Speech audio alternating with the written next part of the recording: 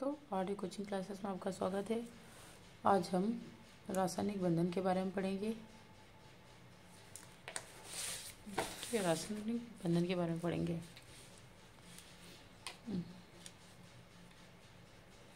तो रासायनिक बंधन होता है क्या? अगर इसकी डेफिनेशन की बात करें, इसकी डेफिनेशन देखते हैं हम। रासायनिक बंधन होता क्या है? किसी अणु में परमाणुओं को एक साथ बांधकर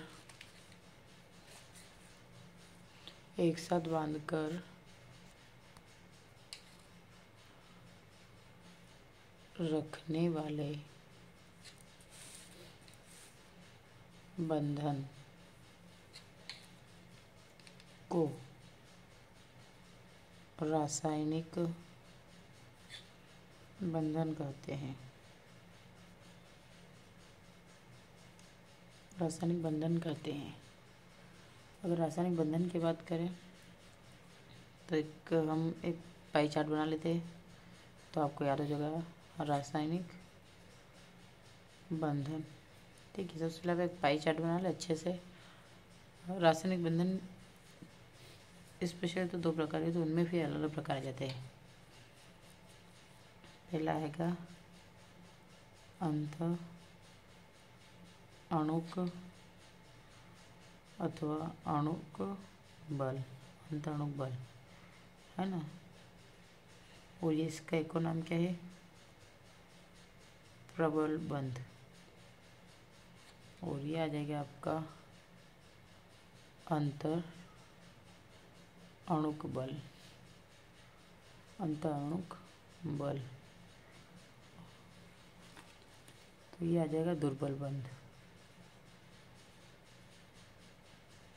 अब इसकी बात करती है, तीन प्रकार का होता है। पहला विद्युत संयोजी, ठीक है, या आयनिक बंध, ये आयनों का आदान प्रदान होता है। दूसरा होगा सहसंयोजी बंध, और तीसरा है उपसहसंयोजी बंध। ये आपके तीन प्रकार की है। एक विद्युत संयोजी बंध, इसी का अन्य नाम क्या? आयनिक बंध। यह है सहसंयोजी बंध, और ये तीसरा होगा उपसहसंयोजी बंध। और अगर अंतर अणुक बल या दुर्बल बंध की बात करें तो ये दो होते हैं। एक होता है इसमें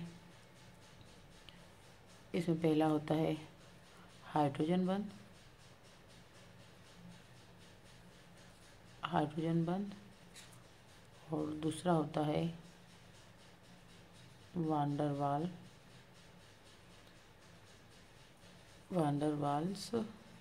बंध। ठीक है, वांडरवाल्स बंध ये होते हैं। अब अगर इसमें हम सबसे पहले किसकी बात करेंगे? आयनिक बंध की।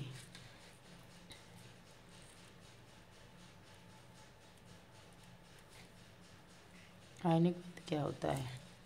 तो इस बंध का निर्माण इलेक्ट्रॉन, यानी कि बोलेंगे तो इसमें, अब वाक्य प्लेन भी बना लेना, इसमें इलेक्ट्रॉनों का आदान प्रदान होता है।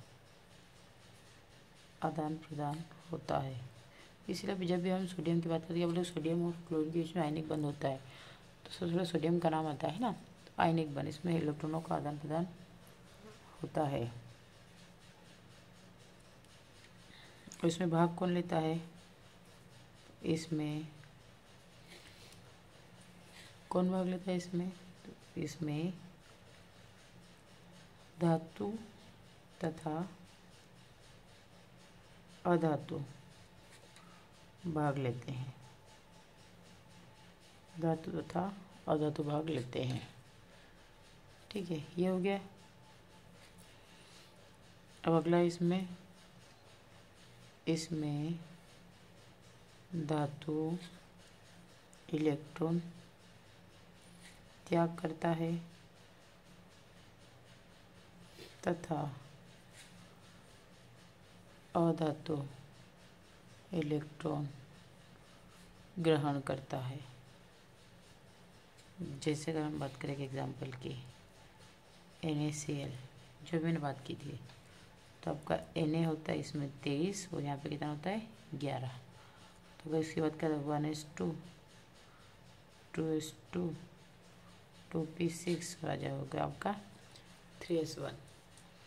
वैसे अगर क्लोरीन की बात करें, ये इसका अणुभार है ना, तो इधर क्लोरीन का किसका अणुभार कितना होगा 35 5 और Cl इसका तो 1s2 2s2 2p6 3s2 और 3p5। अब इसमें हम दोनों का अगर आयनों का देखें तो यहाँ पे ये सोडियम है और इधर ये क्या आपका Cl है। अब इसके पास कितने रहते हैं, एक एक्स्ट्रा, तो यहाँ से अब ये वाला यहाँ से इसको दे दिया क्योंकि इसके पास कम ही है और इसके पास अधिक था, इसने इसको दे दिया। तो आपका Na+ था, Cl- था, दोनों को कॉम्बिनेशन हुआ तो क्या बना NaCl, क्योंकि आपका इधर 2 और 8 हो गया और इधर आपका 2 8 और 8 बन गया। इससे पहले इस पोजीशन में क्या था, ये 2 8 और 1 था और ये 2 8 और 7 था। तो जब इसने 1 ले लिया तो ये 8 हो गया। इस टाइप से इसका कॉम्बिनेशन बन गया है। और अगर बंध की बात करें तो ये ध्रुवीय बंध होते हैं। कैसे होते हैं, ध्रुवीय, या ये ध्रुवीय होते हैं, ये लिख सकते, ये ध्रुवीय होते हैं। और अगर अगले की, ये चौथा पॉइंट समझ लो, 5वां पॉइंट, ये कार्बनिक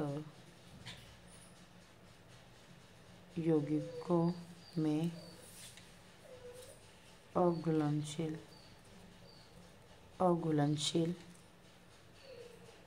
तथा अकार्बनिक यौगिकों में घुलनशील होते हैं।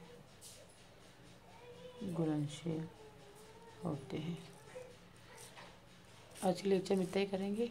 Thank you for watching.